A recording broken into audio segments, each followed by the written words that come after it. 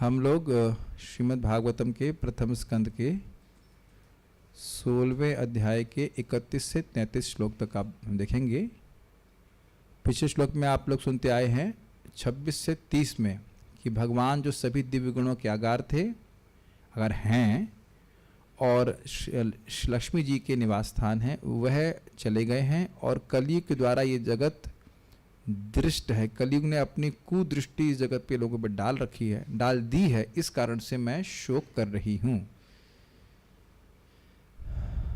अब एक कठिनाई ये है कि ये 31 दिखना चाहिए तो सीधे, अच्छा ठीक है 31 दिखना चाहिए।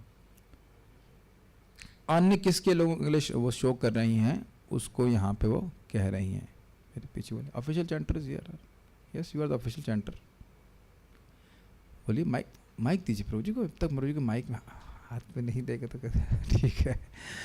आत्मानं चानुशोचामि, आत्मानं चानुशोचामि, भवन्तं चामरोत्तमं, भवन्तं चामरोत्तमं, देवान् पितॄन् ऋषीन् साधु, देवान् पितॄन् ऋषीन् साधून्, सर्वान् वर्णास्तथाश्रमान्, सर्वान् वर्णास्तथाश्रमान्, आत्मानं चानुशोचामि, भवन्तं चामरोत्तमं, आत्मानं चानुशोचामि, भवन्तं चामरोत्तमं, देवान् पितॄन् ऋषीन् साधून्, सर्वान् वर्णास्तथाश्रमान्, देवान् पितॄन् ऋषीन् साधून्, सर्वान् वर्णास्तथाश्रमान्, आत्मानं चानुशोचामि, भवन्तं चामरोत्तमम्, आत्मानं चानुशोचामि, भवन्तं चामरोत्तमं, देवान् पितॄन् ऋषीन् साधून्, सर्वान् वर्णास्तथाश्रमान्, देवान् पितॄन् ऋषीन् साधून्, सर्वान् वर्णास्तथाश्रमान्।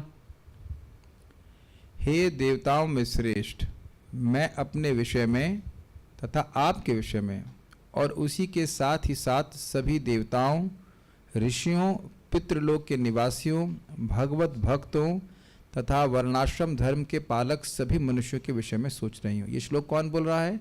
पृथ्वी देवी बोल रही है। किसको बोल रही हैं? धर्म को बोल रही हैं। अच्छा, मूर्तिमान धर्म कह लीजिए। अन्वय देखिए, हे अमरोत्तमम, अमरों में उत्तम। तो अब इसका अनुवाद हे देवताओं में श्रेष्ठ क्यों किया गया है, प्रश्न बन सकता है। देखिए, देवताओं को अमर कहा जाता है। वास्तविक रूप से देवता अमर है नहीं, लेकिन बहुत लंबी आयु होने के कारण उनको अमर कहा जाता है, इसलिए देवताओं में श्रेष्ठ कहा जा रहा है। क्यों? धर्म है, मूर्तिमान धर्म के रूप, धर्म ही है जो बैल के रूप में आए, इसलिए उनको सारे देवताओं में सर्वश्रेष्ठ कहा जा रहा है।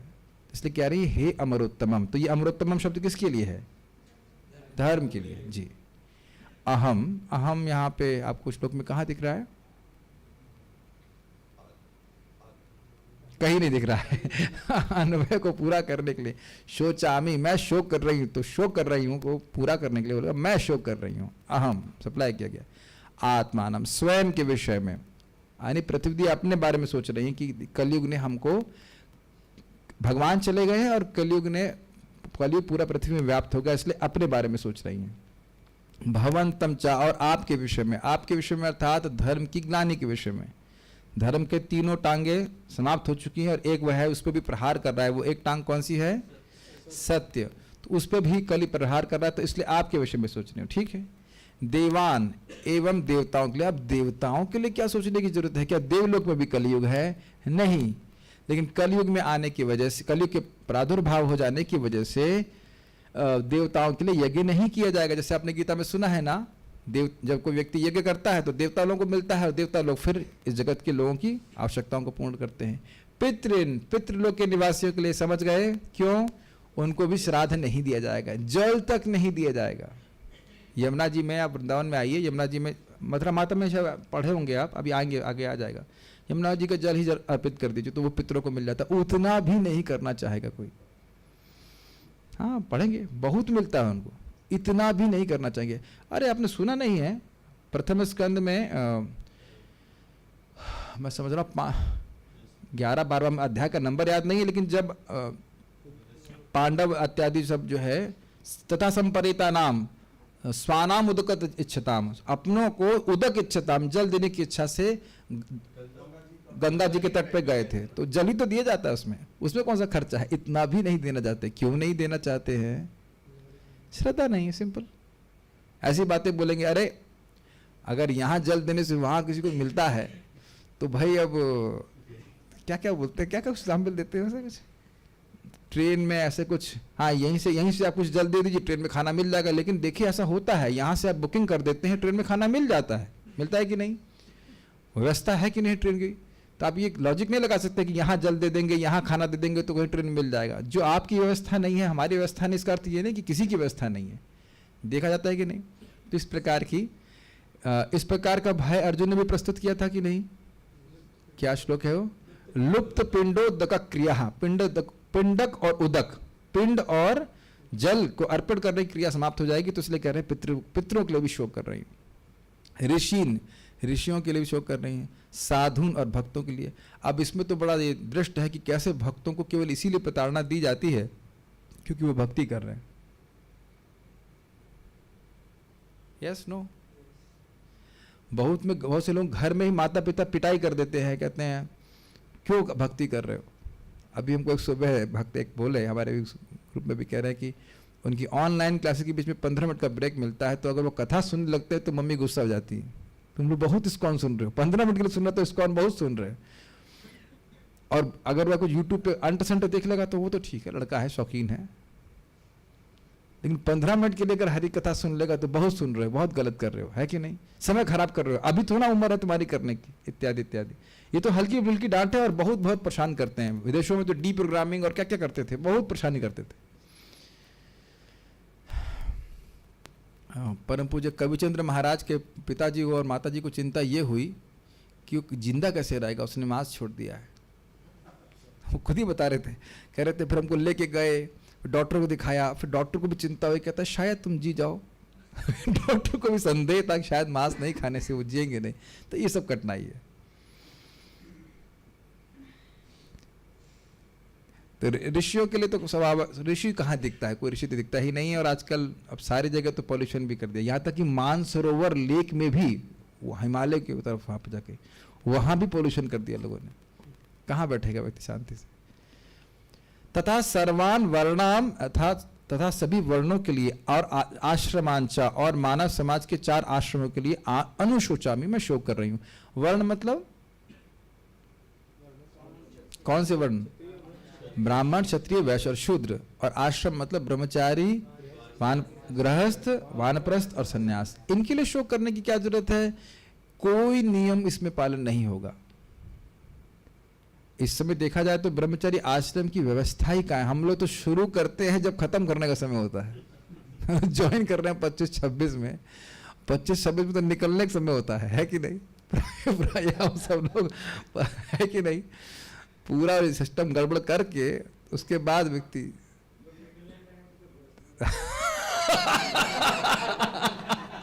हाँ सही कह रहे। लाइफ बिगिंस एट 40, बहुत डेंजरस है। इस्कॉन में लाइफ 40 साल में शुरू होती है प्राय, क्योंकि अब 15-20 साल रह गए तो अब सोचते हैं अब जो है शादी करना चाहिए। करके बहुत डेंजरस है, 40 साल बहुत डेंजरस है। इसलिए बहुत भजन करना चाहिए ताकि इसमें नहीं फंसे व्यक्ति। बड़ा कॉम्प्लिकेटेड है जो भी है। शोक कर रही है, समझ में आ गया? संस्कृत देख लीजिए। आत्मा नाम चानु शोचामी, मैं अपने लिए भी शोक कर रही हूँ। भवन तम चा अमरोत्तम, हे अमरोत्तम, अमरों में उत्तम, देवताओं में श्रेष्ठ, आपके लिए धर्म, आपके लिए भी मैं शोक कर रही हूँ। और किसके लिए कर रही हूँ? देवताओं के लिए, पितरों के लिए, ऋषियों के लिए, साधुओं के लिए, सभी वर्णों और आश्रमों के लिए मैं शोक कर रही हूँ। शोक की बात है ना, कोई सन्यास लेता है, सन्यास धर्म का पालन नहीं कर पाता है, कितनी शोक की बात है। और उसका कारण क्या है? कारण है कि गृहस्थ जीवन में गृहस्थी भी ठीक से नहीं पालन किया है, और फिर वानप्रस्थ भी ठीक से नहीं हो पाएगा, इत्यादि इत्यादि। देखिए, जिसने अपना पूरा जीवन केवल इंद्रिय तृप्ति में लगाया है, वो केवल कपड़ा चेंज कर लेने से विरक्त नहीं हो जाएगा। प्रभुपाद जी इसको एड्रेस करेंगे एक जगह भी। मैं फिर से इस बात पे आप लोगों को ध्यान आकृष्ट करना चाहता हूँ कि जो लोग इस जीवन में हम देख रहे हैं, जो लोग अपने जीवन में भक्ति कर रहे हैं, स्पेशली शादी के पहले, वो शादी के बाद क्या कहेंगे, बावरे नहीं हो जाते। अगले दिन भी उनको भगवान का भजन ही करना है, और जो इस प्रकार की ट्रेनिंग ज़रा से भी प्राप्त नहीं किए हैं, उन लोगों के लिए इस प्रकार का भक्ति में जीवन बिताना बहुत कठिन है। जनरली लोग क्या सोचते हैं, पूजा पाठ करना, बस थोड़ा आरती बत्ती घुमा दी, मिनट 2 मिनट 10 मिनट आधा घंटा कर दिया बहुत। लेकिन पूरा जीवन आत्म साक्षात्कार की तरफ गियर्ड हो, इंग्लिश समझते हैं, गियर्ड, गियर लगाते हैं ना, गियर लगा के आगे बढ़ते हैं उस तरफ, तो उसी तरह से केवल आत्म साक्षात्कार के लिए किसी भी आश्रम में व्यक्ति है, वो रहे किसी भी आश्रम में, लेकिन उसका उद्देश्य आत्म साक्षात्कार हो, इस प्रकार की चेतना लोगों की नहीं रहती है प्राय। ये बात, ये दृष्ट है, इसमें कोई मैं नहीं सोचता कोई विरोध है। तात्पर्य, मानव जीवन को पूर्ण बनाने में मनुष्यों, देवताओं, इससे पहले हम आगे जाएं, ये बात विचार कीजिए, क्या हम नहीं देख रहे हैं कि समाज में लोगों की आत्म साक्षात्कार की बिल्कुल भी इच्छा नहीं है। अगर आप उनको बात करेंगे ना, तो उन्हें ऐसा लगेगा सुनाई नहीं पड़ रहा है। समझने की तो बात छोड़ दी, सुनाई ही नहीं पड़ रहा है कि आप क्या बोल रहे हो। और शायद बहुत से लोगों ने तो इस शब्द सुना भी नहीं होगा, आत्म साक्षात्कार। आपके घर में किसी ने सुना है ये? आज आप एक बार फोन करना कि पिताजी आत्म साक्षात्कार के बारे में क्या सोचा है? कहते कौन सा साक्षात्कार? कोई इंटरव्यू देने जा रहे हो क्या? है कि नहीं? आत्म साक्षात्कार, किसी को कोई समस्या नहीं है कि वह अपने को नहीं जानता। ये सब बातें हैं। तात्पर्य, मानव जीवन को पूर्ण बनाने में मनुष्यों, आप उसको पास में रख सकते हैं, ऐसे बहुत बार आप आगे पीछे होते तो हमको भी दिक्कत हमने रख सकते हैं, इनको एक स्टैंड दे दीजिए। नहीं तो मानव जीवन को पूर्ण बनाने में मनुष्यों, देवताओं, ऋषियों, पितृलोक के निवासियों, भगवत भक्तों तथा वर्णाश्रम धर्म की वैज्ञानिक पद्धति का योगदान रहता है।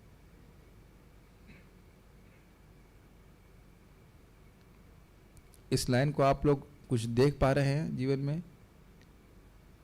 क्या सरस्वती देवी का योगदान नहीं, हम कुछ सही बुद्धि देने के लिए, हम भगवान के बारे में कुछ समझ सकें? एग्जाम्पल दे रहा हूँ, हमारे हाथ पैर सब कुछ, सारी इंद्रियां तो देवता ही संचालित करते हैं, तो देवताओं का तो है ही आशीर्वाद, हमको चाहिए। मनुष्यों की क्या जरूरत है? हमारे मानव जीवन को पूर्ण करने के लिए मनुष्यों की क्या जरूरत है? अरे भाई, सारे मनुष्य जो करेंगे उससे अलग थोड़ा हम चल पाएंगे। आपको नहीं लगता रोज मंगल आरती हम सब भक्तों को देखते हुए आते हुए तो हमको भी उत्साह होता है? Is it not? अगर हम लोग आते हैं तो कि नहीं? कोई नहीं आ रहा होता, अब अकेले पहुंच गए होते हैं, ये क्या हो रहा है आज क्या हो गया? हाँ, बहुत सारी सहायता है। मंदिर है क्योंकि भक्तों किसी व्यक्ति ने बनाया है, और कोई पुजारी सेवा कर रहा है, बहुत सहायता है अगर आप थोड़ा ध्यान से देखिए तो। नहीं जी? हाँ, यस, हम लोग खाए हैं कुछ, आज सब्जी खाए तो किसी ने उगाई है, तो अकेले तो नहीं जी रहे हैं, ये तो क्लियर है ना जी। ऋषियों ने हमें सब ग्रंथ दिए हैं, व्यासदेव ऋषि ने दिए हैं। पितृलोक के निवासी कैसे करते हैं हमको नहीं पता। हाँ, जन्म हमको अपने पूर्वजों से मिला, यस। और भक्तों का कितना उपकार है उसकी तो आप कल्पना ही नहीं कर सकते। अतएव मानव जीवन तथा पशु जीवन में जो अंतर है वह वर्णाश्रम की वैज्ञानिक प्रणाली से प्रारंभ होता है, जिसका मार्गदर्शन देवताओं के लिए ऋषियों के अनुभव द्वारा होता है। मार्गदर्शन देवताओं के लिए क्या मतलब हुआ? देवताओं के द्वारा होना चाहिए, देवताओं के द्वारा, ऋषियों के अनुभव द्वारा होता है, और जो धीरे धीरे उठता हुआ परम पूर्ण सत्य, पूर्ण परमेश्वर भगवान श्री कृष्ण के साथ नित्य संबंध की स्थापना तक पहुंचता है। देखिए, बहुत सीधी बात है, वर्णाश्रम धर्म किसके लिए है? इंसानों के लिए है। और नहीं तो इंसान कैसा रहता है? आहार, निद्रा, भय, मैथुन, इसी में व्यक्ति प्रवृत्त रहता है और उसको बिना किसी नियम के करना चाहता है। ये सामान्य इंसानों में पाशविक प्रवृत्ति होती है, ये क्लियर है। अब जब वर्णाश्रम में व्यक्ति आता है तब वह नियमों का पालन करता है। धर्म का मतलब नियम, वर्ण और आश्रम तो आप समझते ही हो। जब धर्म और उसकी व्यवस्था ऐसी करी गई है, वैज्ञानिक इसलिए बोल रहे हैं कि व्यक्ति की मानसिक दृष्टि, मानसिक सेटअप को बोलेंगे क्या, मानसिक क्या कहेंगे इसको, मतलब उसके शारीरिक और मानसिक बनावट के अनुसार उसको ऐसे कार्यों में नियोजित किया जाए ताकि उसका क्रमशः शुद्धिकरण भी हो। ये बात आप समझ रहे हैं? हर कोई व्यक्ति, अब हमारे मंदिर में देखिए, कोई व्यक्ति कुकिंग कर रहा है, कोई व्यक्ति मंदिर में ऑल तो सारी बातें भगवान की सेवा में डायरेक्ट हैं, लेकिन फिर भी आप देखेंगे कुछ मंदिर में बिजनेस का सेवा कर रहे हैं, कोई प्रचार की डायरेक्ट सेवा कर रहे हैं, कुछ लोग पुजारी की सेवा कर रहे हैं। Is it not? और जो एक व्यक्ति को करना अच्छा लगता है, दूसरे व्यक्ति से वो होता ही नहीं है। होने की बात छोड़ दी, संकल्प भी नहीं उठता। और बुद्धिमान लीडर वही है जो लोगों को उनके गुण और कर्म के अनुसार नियोजित करे। Does that make sense? Make sense to you? ये वैज्ञानिक हुआ कि नहीं? और आज की आप देखिए पद्धति, हर व्यक्ति को इंजीनियर बनना है और डॉक्टर बनना है, इत्यादि इत्यादि। और अगर बहुत से लोग जो इंजीनियर बने हैं, अगर उनसे पूछ लिया जाए कि आप क्या वाकई इंजीनियर बनना चाहते थे, तो उत्तर होगा नहीं। Is it not? What do you think? क्या नाम है? Vipin Prabhu, did you really wanted to do mathematics, MSc in maths और समथिंग? नहीं, बहुत धीरे से बोल रहे हैं। नहीं, ऐसा नहीं, आप ही संग, मेरे संग भी ऐसा था। हमको कोई मैकेनिकल इंजीनियरिंग करने में रुचि नहीं थी, हमको इंजीनियरिंग में रुचि नहीं थी, हमको पैसे में रुचि थी। पहले पैसा मिलेगा तो सोच रहे थे IIT में चले जाएंगे, बड़ा अच्छा जॉब मिल जाएगा, ऐसे करके। आप सोचिए, पूरा जीवन व्यक्ति इस प्रकार से व्यर्थ कर सकता है ऐसे कार्य करने के लिए जिससे केवल पैसे मिलते हैं, उसको कोई जॉब सेटिस्फैक्शन भी नहीं मिलता। Does that make sense? इसीलिए आजकल पूरे समाज में लोग असंतुष्ट हैं, ये आप देख पा रहे हैं। और इस पे भी सोचिए, अगर मछली को कहें तुम तो 3rd ग्रेड की हो, कुछ हो ही नहीं किसी काम के लिए, क्यों काम की नहीं हो? तुम पेड़ पे नहीं चढ़ पाती हो। और बंदर कहे तुम तो यूजलेस हो, तो क्यों? तुम पानी में तैर नहीं पाते। मुझे पता नहीं तैर पाते हैं कि नहीं तैर पाते हैं, लेकिन एटलीस्ट अंदर तो नहीं तैर पाते। क्या ये बात सही है? क्या मछली और बंदर को कंपेयर करना चाहिए, तुलना की जाती? दोनों के अलग अलग गुण हैं। यही बात भगवान बता रहे हैं, गुण कर्म विभागशः। अब ये तो हो गया उनके कार्य करने की प्रणाली। अब इन सारे कार्यों को भगवान को समर्पित करने से क्या होता है? आत्म साक्षात्कार की ओर व्यक्ति आगे बढ़ता है, उसका चित्त शुद्ध होता है। ये बात बोले, समझ में आया वैज्ञानिक पद्धति? देखिए, आप लोग अगर प्रचार डायरेक्टली किसी को करें, काउंसिल करेंगे, तब समझ में आता है कि व्यक्ति कितना बंधा हुआ है अपने गुणों और कर्मों से। ऐसा नहीं कि वो एकदम तुरंत छोड़ करके बिल्कुल सब कुछ ऐसा कर लेगा। हमने एक बार परम पूज्य वृंदावन चंद्र महाराज को पूछा, हमने कहा इज दैट कि देवता भगवान, देवता लोग, क्या प्रश्न था मेरा? ऐसे कुछ प्रश्न था कि भगवान देवताओं को क्यों शुद्ध भक्त नहीं बना देते हैं, क्यों भगवान के धाम तुरंत क्यों नहीं भेज देते हैं? तो महाराज बड़ा सुंदर उत्तर दिए थे, कह रहे थे कि भाई लोगों की रुचि भी तो है सेवा करने में।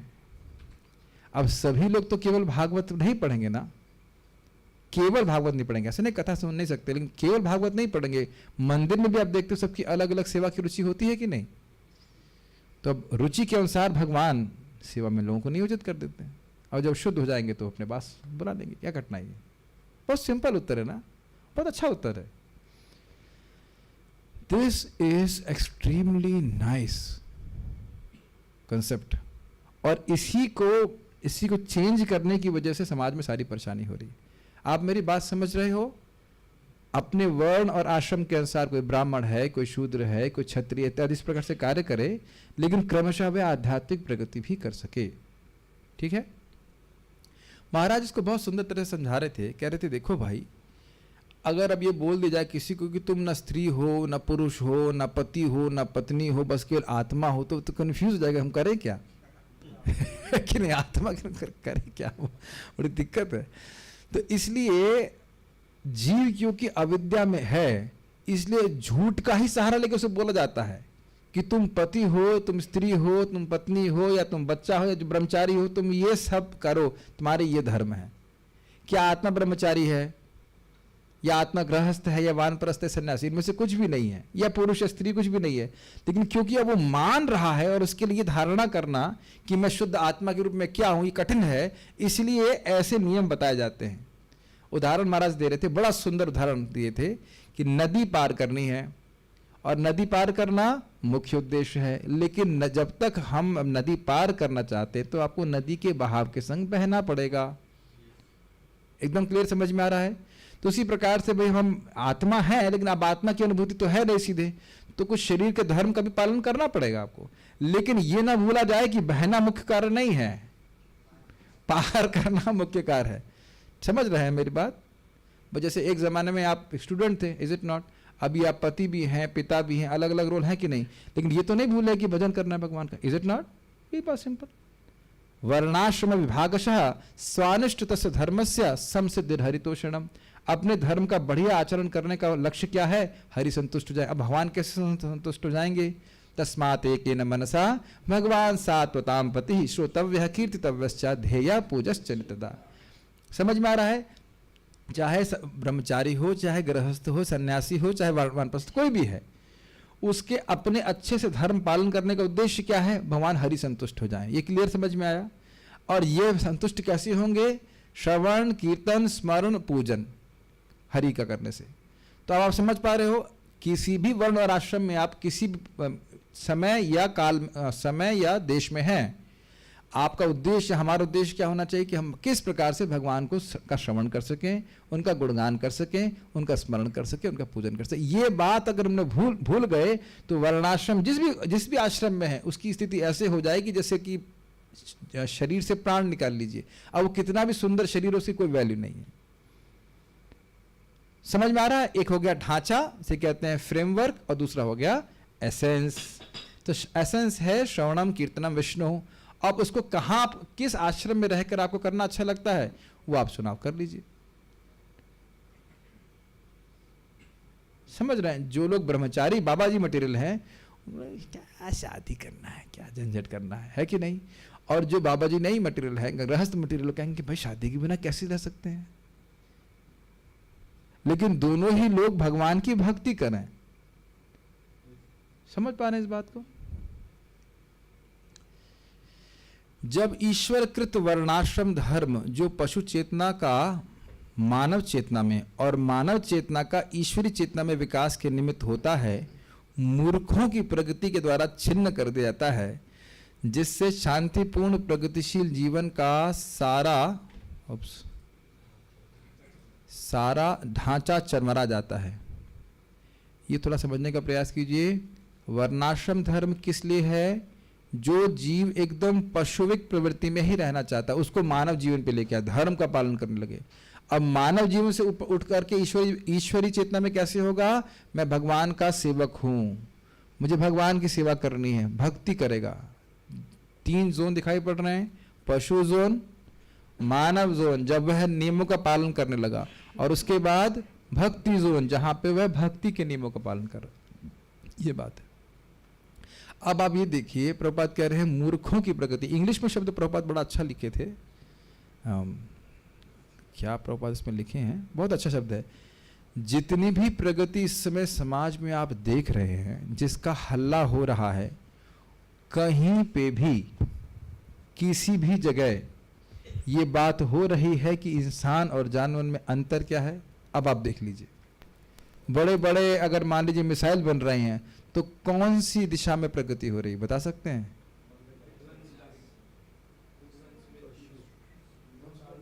विध्वंस बोल रहे हैं, लेकिन हम बहुत सिंपल उत्तर सुनना चाहते हैं। भय, आहार निद्रा भय मैथुनम च, भय।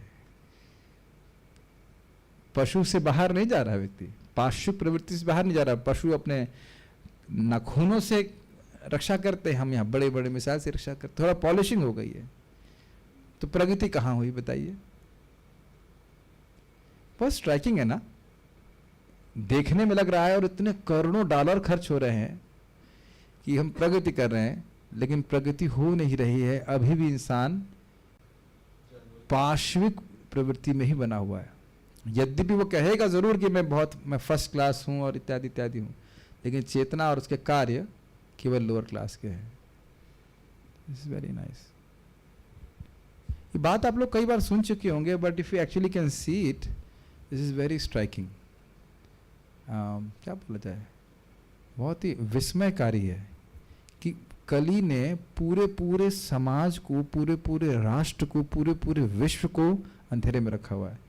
और श्रील प्रभुपाद जी एकमात्र एक ऐसे कह सकते साधु हैं जो लोगों का ज्ञान नष्ट कर रहे हैं। तथाकथित आध्यात्मवादी भी कलयुग से स्पृष्ट हैं।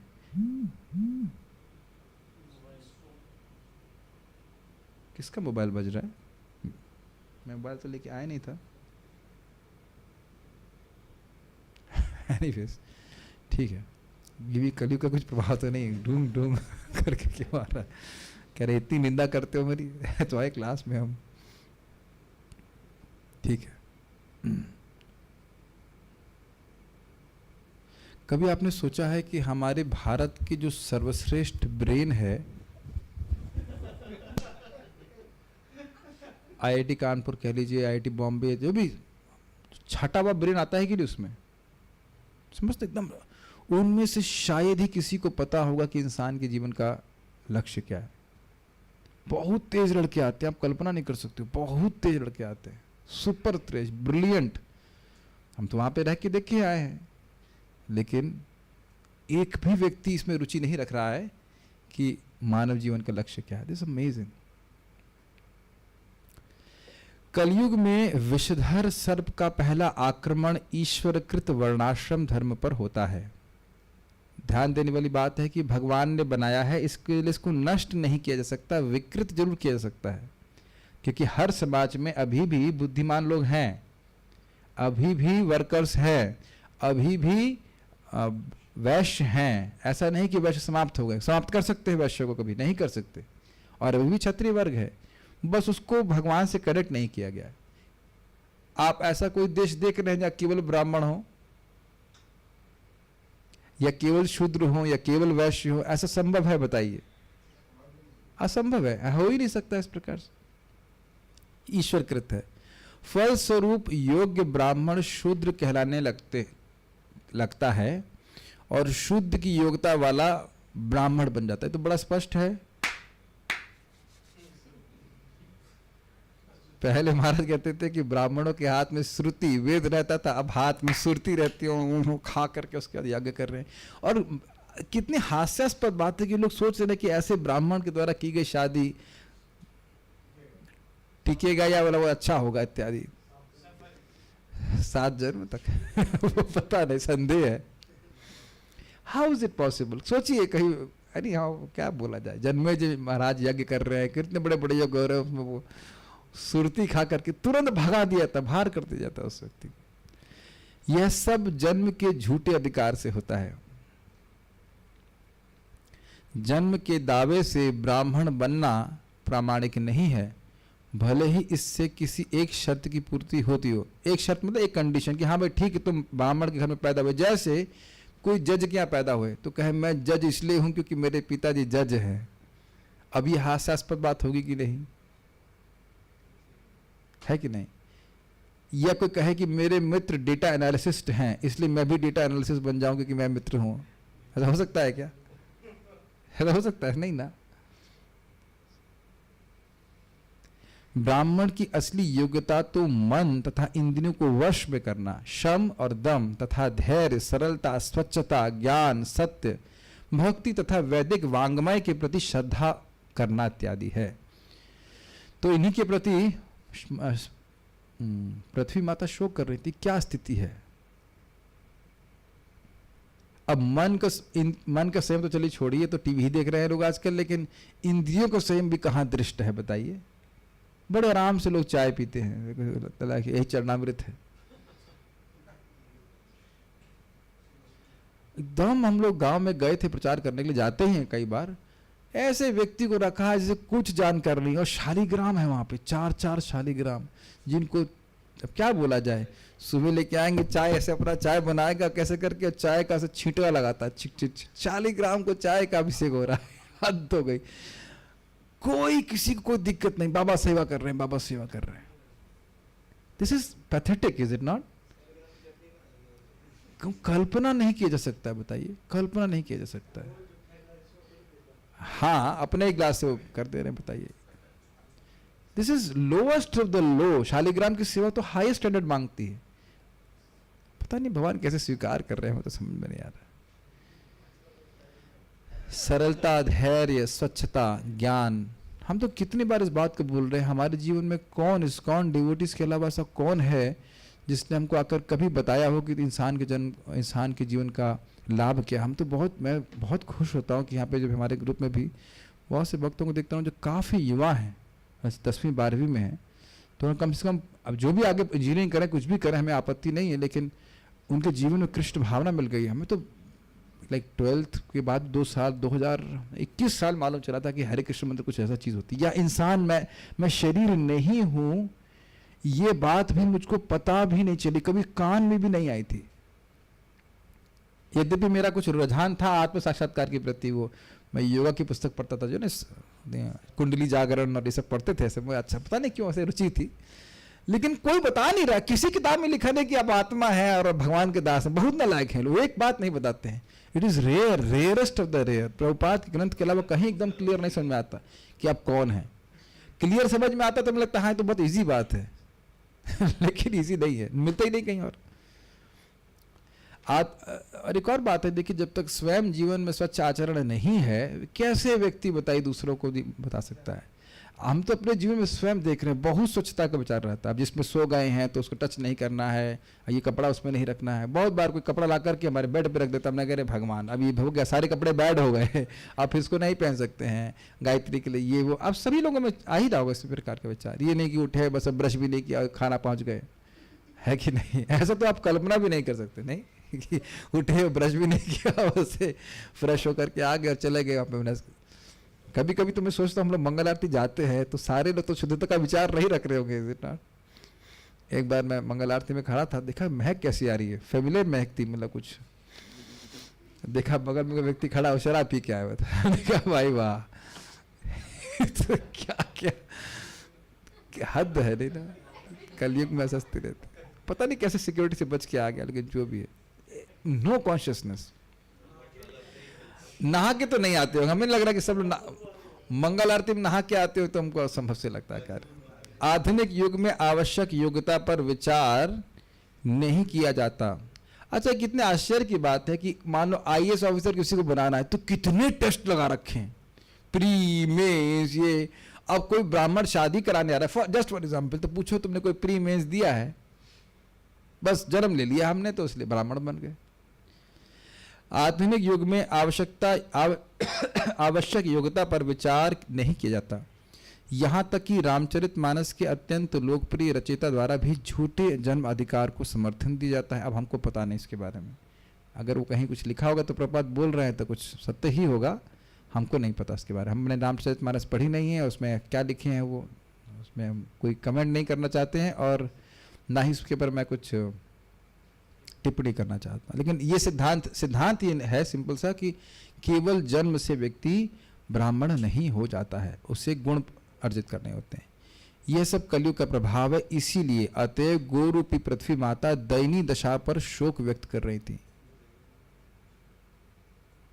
अब जरा विचार कीजिए कि मान लीजिए कोई व्यक्ति है और वो ऐसे डॉक्टर के पास जाता है जिसे कुछ भी जानकारी नहीं है और इस विश्वास के संग कि वो ठीक हो जाएगा। अब उसकी व्यक्ति की स्थिति दयनीय है कि नहीं है? और आप सोचोगे नहीं, हाय भगवान क्या हो रहा है? तो डॉक्टरों की योग्यता होती है कि नहीं? MBBS और क्या क्या FRCS क्या क्या करते हैं। लेकिन जो संसार का सबसे प्रमुख व्यक्ति है ब्राह्मण वर्ग, उसकी योग्यता के बारे में कोई व्यक्ति नहीं सोचना चाहता। कोई मानदंड भी तो नहीं है। हमारे ही भक्त हैं, हमारे भक्त इस्कॉन के डिवोटी हैं और ब्राह्मण परिवार में जन्म लिए हैं और उनके पिताजी वैश्य का कार्य करते थे। तो उन्हें पिताजी से पूछा, पिताजी हम लोग तो ब्राह्मण हैं, ये वैश्य का कार्य क्यों कर रहे हैं? तो पिताजी को उसका उत्तर ही नहीं था, बस इतना ही बोले कि और क्या करें। कितना कठिन है ना।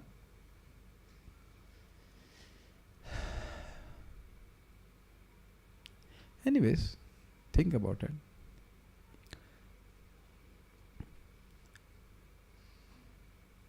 उसके बाद अब 32 और 33 श्लोक में वो कह रहे, वो 32 श्लोक से आगे वह इस प्रकार से वर्णन करेंगे कि उन भगवान का विरह सहन करना बहुत ही कठिन है।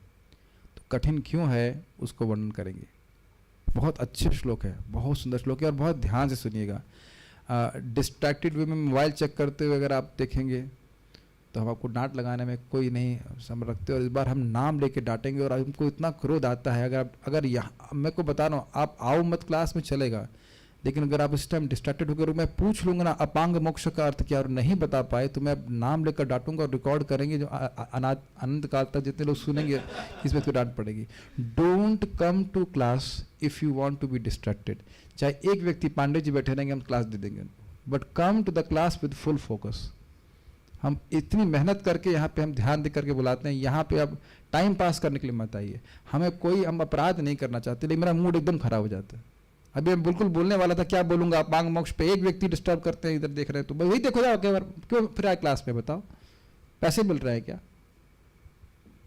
दिस जस्ट कंप्लीटली डिस्टर्ब्स मी। मत आइए क्लास में, कोई भी मत आओ क्लास में, चलेगा, लेकिन अगर आप आ रहे हैं तो फुल अटेंशन के संग क्लास में आइए। ये अपमान है कथा में। ये कोई ऐसा नहीं कि हम नहीं आएंगे तो आश्रम से निकाल दूंगा, आश्रम से निकले तो पहले ही समय, इज इट नॉट?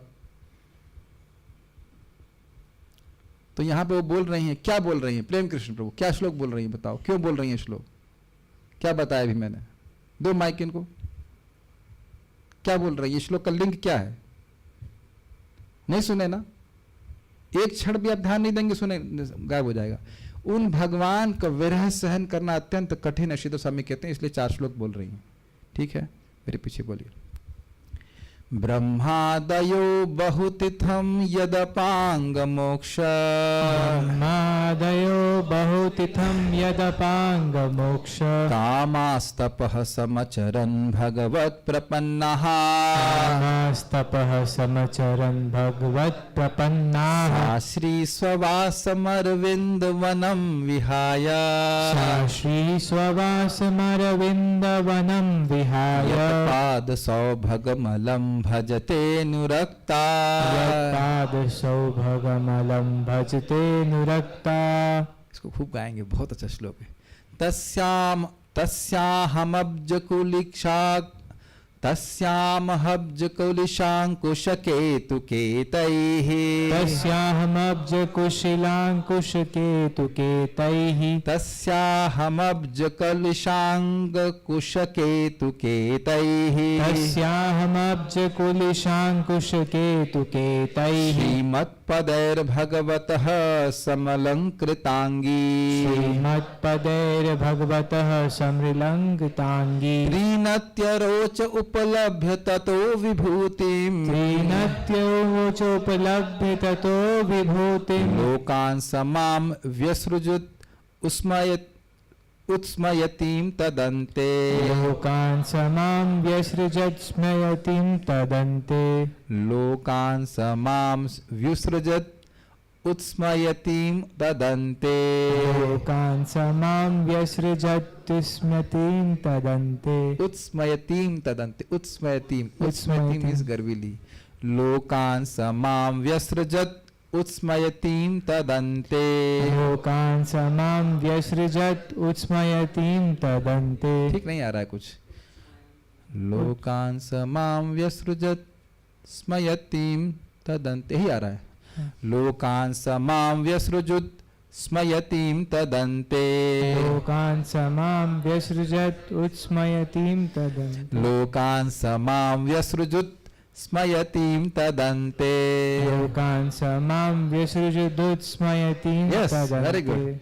लोकान् समां व्यसृजुत् स्मयतीं तदन्ते, लोकान् समां व्यसृजुत्स्मयतिं तदन्ते, ब्रह्मादयो बहुतितं यदपांग मोक्ष, ब्रह्मादयो बहुतिथं यदपांग मोक्ष, कामास्तपः समचरन् भगवत् प्रपन्नः, कामास्तपः समचरन् भगवत् प्रपन्नाः, सा श्री स्ववासमरविन्दवनं विहाय, साश्रीः स्ववासमरविन्दवनं विहाय, पादसौभगमलं भजते नुरक्ता, यत्पादसौभगमलं भजते नुरक्ता, तस्याहमब्जकुलिशाङ्कुशकेतुकेतैः, तस्याहमब्जकुलिशाङ्कुशकेतुकेतैः, श्रीमत्पदैर्भगवतः समलङ्कृताङ्गी, श्रीमत्पदैर्भगवतः समृलङ्किताङ्गी, त्रीनत्यरोच उपलभ्य ततो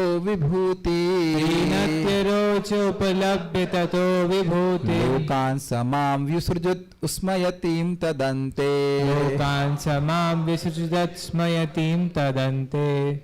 बहुत सुंदर श्लोक है, बहुत ध्यान से सुनिएगा, बहुत अच्छा श्लोक है। सौभाग्य की देवी लक्ष्मी जी जिनकी कृपा कटाक्ष के लिए ब्रह्मा जैसे देवता तरसा करते थे, किनकी कृपा कटाक्ष के लिए? लक्ष्मी जी। इसीलिए मैंने बोला था आप ध्यान से सुनना होगा, लक्ष्मी जी की कृपा कटाक्ष के लिए ब्रह्मा जैसे देवता तरसा करते थे और जिनके लिए वे अनेक दिनों तक भगवान के शरणागत होते थे। ये बड़ा अद्भुत बात है, कितना अजीब सी बात है ना। शरणागत किसके हो रहे हैं? भगवान के। मुझे पता था गलती करेंगे। शरणागत हो रहे भगवान के, भगवत प्रपन्ना, और कृपा कटाक्ष किसका चाहिए? भगवान लक्ष्मी जी का। ये तो बात है।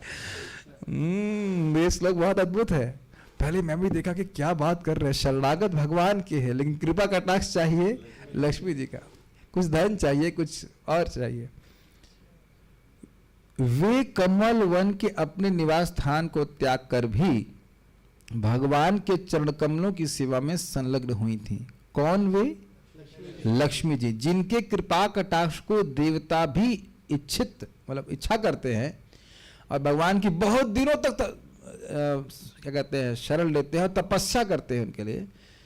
तो वे अपने कमल वन के निवास स्थान को, आचार्यों ने बताया है कि विष्णु पुराण में कुछ उक्ति वो है इस प्रकार से कि माता लक्ष्मी का निवास स्थान कमल है। अब इस पर भी आचार्यों ने बोला है, बहुत सुंदर सुंदर आपके सामने रखा जाएगा।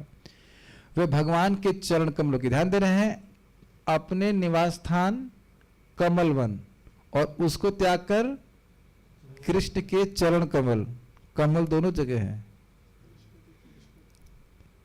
एक कमल को छोड़ करके दूसरे कमल का आश्रय ले रही हैं। कुछ समझ में आया? इसका मतलब है कि ये कमल उन सारे कमलों से उत्कृष्ट है, ये बोला है टीका में। समझ में आ रहा है? ये बोल रहे हैं मुझे वे विशिष्ट शक्तियां प्राप्त हुई थी जिनसे मैं ध्वज, वज्र, अंकुश तथा कमल चिन्हों से, जो भगवान के चरण कमलों के चिन्ह हैं, अलंकित होकर तीनों लोकों की संपत्ति को परास्त कर सकती थी। ये कौन बोल रही हैं? पृथ्वी अपने बारे में बोल रही हैं। कृष्ण के चरण चिन्ह पे थे तो उनकी जो वैभव था वो तीनों लोकों में से भी श्रेष्ठ हो गया। अब इसको जरा विचार कीजिए, स्वर्ग से श्रेष्ठ होना, दैट्स समथिंग। स्वर्ग का सुख यहां से हजारों गुना अधिक है। भगवान स्वयं गीता में बोल रहे हैं भोग विशालम, विशाल भोग प्राप्त होते हैं स्वर्ग में। और फिर यहां क्या पृथ्वी बोल रही है? मैं स्वर्ग से भी श्रेष्ठ थी। कुछ याद आ रहा है आपको? युधिष्ठिर महाराज के वैभव को देवता लोग भी इच्छा करते थे, याद आ रहा है? यस। लेकिन अंत में जब मैंने अनुभव किया कि मैं कितनी भाग्यशालिनी हूं, तब भगवान ने मुझे त्याग दिया। पहले इसका लिंक देख लीजिए। श्री स्वामी कह रहे हैं उन श्री भगवान के विरह को सह पाना अत्यंत कठिन है। इस बात को पृथ्वी देवी ने ब्रह्मा, दया इत्यादि 4 श्लोकों से कहा है। अभी समझ में आ रहा है लिंक? ठीक है। क्यों कठिन है? समझ में आ रहा है। उन भगवान के चरण कमलों का आश्रय लक्ष्मी देवी लेती हैं। जिन लक्ष्मी देवी की कृपा कटाक्ष को प्राप्त करने के लिए भगवान का आश्रय लेते हैं देवता लोग, और समझ के कितनी उत्कृष्ट हो गई। और कौन सी देवता? ब्रह्मादया, ब्रह्मा जी से श्रेष्ठ कोई देवता नहीं है। और वह लक्ष्मी जी अपने निवास स्थान को, अपने घर को, निवास स्थान में व्यक्ति कंफर्टेबली रहता है कि नहीं, वो छोड़ करके तपस्या कर रही हैं, भगवान के चरण कमलों का आश्रय ले रही हैं। स्वाभाविक सी बात है उन चरण कमलों में आज कुछ विशेष होगा। और वो चरण कमल पृथ्वी देवी कहने की भगवान ने मेरे पर रखे, जिस कारण से उनके जो चिन्ह थे उनसे मैं चिन्हित हो गई और उस कारण से तीनों लोगों से भी मैं श्रेष्ठ हो गया। आगे बोलेंगे वैकुंठ से भी अपने को श्रेष्ठ मान रही थी। और जब मैं ऐसा मान ही रही थी, इतने में कृष्ण चले गए। कुछ रासलीला से याद आ रहा है आपको? यस, समझ रहे हैं। जब गोपियां अपने आप को महान सौभाग्यशालिनी मान रही थी और ऐसा कहा जाता कि उनको थोड़ा सा गर्व हो गया, उसी समय कृष्ण वहां से चले गए थे। कुछ ऐसा सेम ऐसा नहीं बोला जा रहा है।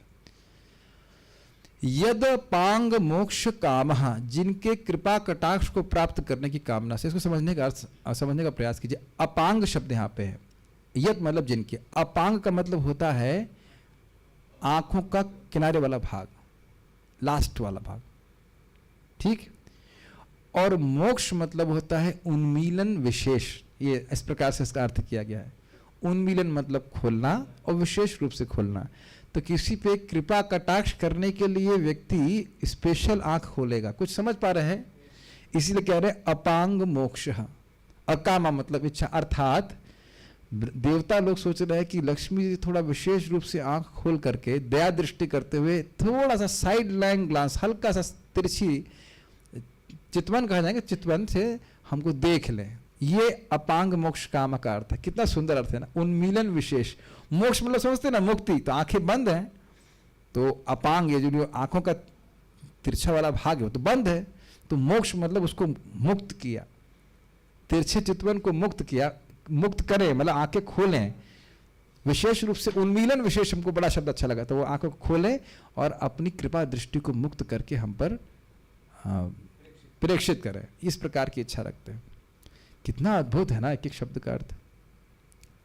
जिनकी कृपा कटाक्ष को प्राप्त करने की कामना से भगवत प्रपन्ना, श्री भगवान के शरणागत, ब्रह्मा दया, ब्रह्मा आदि देवतागण, मतलब ब्रह्मा जी बोल दिया तो अब उसके बाद कौन सा देवता रह गया? ब्रह्मा जी से श्रेष्ठ तो कोई देवता है नहीं, ये बोल रहे। बहुतिथम, तिथि का अर्थ क्या समझते हैं आप?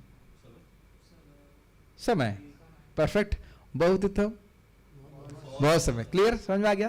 देखिए हिंदी के कुछ शब्द हैं जिनको आप जानते हैं, संस्कृत में पकड़ेंगे तो संस्कृत समझ में आ जाएगी। बहुतिथम मतलब बहुत समय तक। तपः समचरन, तपस्या सम्यक रूप से आचरित किए। देखिए दो बातें यहां पे ध्यान देने वाली, एक कि लंबा समय, लंबा समय लेकिन ढीला भजन फलीभूत नहीं होगा। अच्छा भजन और थोड़ा समय फलीभूत नहीं होगा। लंबा समय अच्छा भजन, तो मतलब कुछ विशेष है ना लक्ष्मी जी की कृपा प्राप्त करना।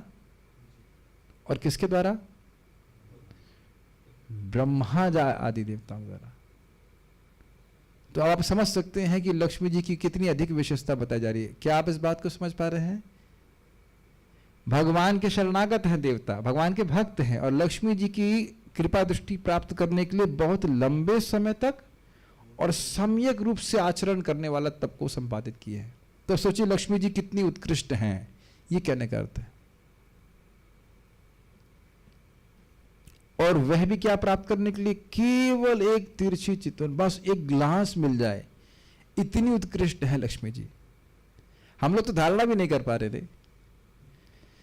सा अर्थात वे, श्री लक्ष्मी देवी स्ववासम अरविंद वनम, बड़ा स्पष्ट है, अपने वासस्थान कमल के वन को, अरविंद वनम समझ रहे हैं? अरविंद का मतलब होता है कमल। विहाया त्याग कर, अलम, अलम का मतलब होता है पर्याप्त, अलम मतलब होता है बहुत अधिक, ये भी अर्थ हो सकता है। इसलिए कह रहे हैं निसंकोच भाव से, कोई कोई संकोच नहीं कर रहे। कितना सुंदर अर्थ प्रपादक रखे, कोई संकोच नहीं कर रहे हैं।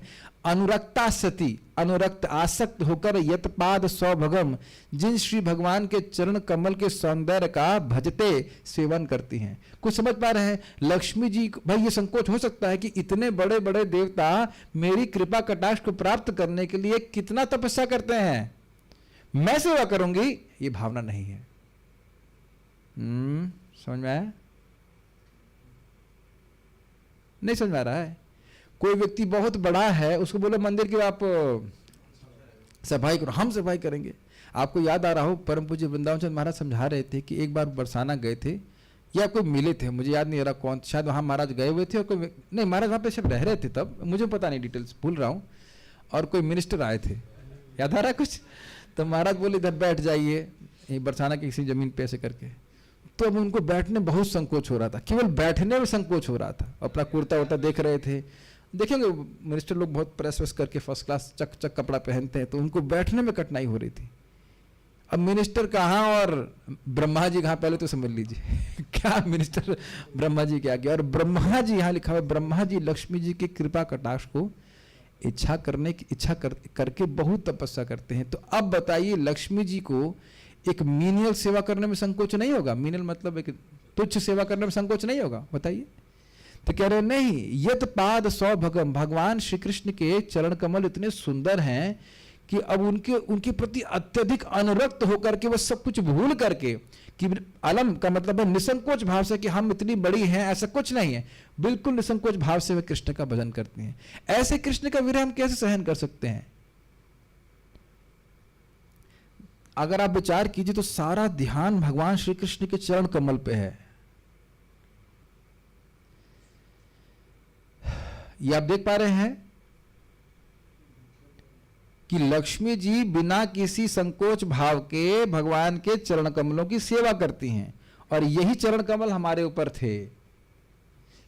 अब थोड़ा समझने का प्रयास कीजिए, लक्ष्मी जी जिनके चरण कमल की सेवा को बिल्कुल नहीं छोड़ पा रही हैं, तो उनके चरण कमल, पृथ्वी कह रही, उनके चरण कमल हम पर थे, हम उनको बुद्ध नहीं रहे, उनके विरह को हम कैसे सहन कर सकते हैं? अब समझ में आ रहा है कि श्रीधर स्वामी ये बात क्यों बोल रहे हैं जी।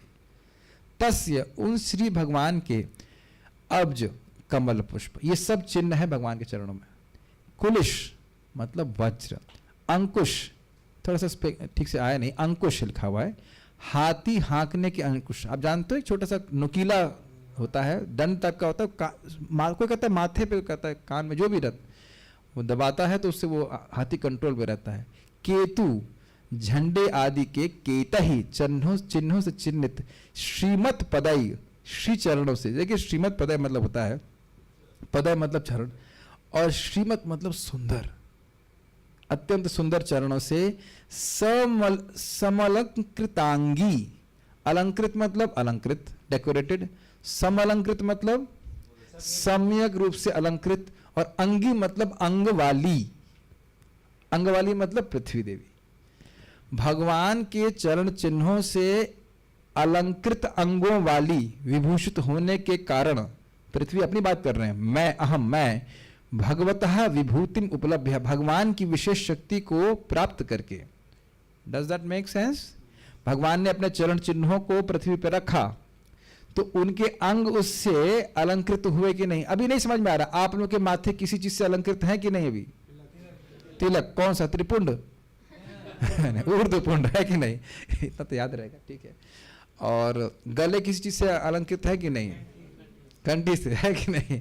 कंठी कभी किसी ने कंठा बांध रखा है, लेकिन जो भी है कंठी है कि कंठा है, जो भी है कि नहीं? तो आप कहेंगे ना कि हमारे अंग इस प्रकार से अलंकृत है। गलत तो नहीं? किसी ने हाथ में कड़ा वड़ा भी बांध रखा होगा? नहीं, घड़ी तो बांध, एक कड़ा भी है, घड़ी भी है। तो इस प्रकार से आप लोग अलंकृत हैं, थोड़े थोड़े आभूषणों से कहा जाए। कुछ भक्त लोग कान में बाली वाली पहने हुए कि नहीं, पर प्रभु जी लोग तो नहीं पहने, माता जी लोग पहनते ही है, स्वाभाविक है। तो ये समझ पा रहे हैं? समलंकृतांगी अर्थ समझ पा रहे हैं?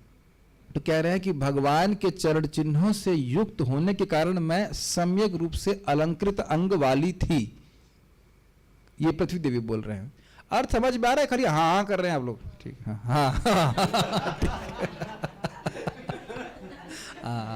हाँ नहीं, लंबी और खिंच जाए क्लास। तो इस प्रकार से भगवान की विभूतियों को प्राप्त करके मैं तीन लोकान अति रोचे, रुचि मतलब होता है सुंदर, तो उसी शब्द से आया है, तीनों लोकों से अधिक सुशोभित हो गई पृथ्वी देवी।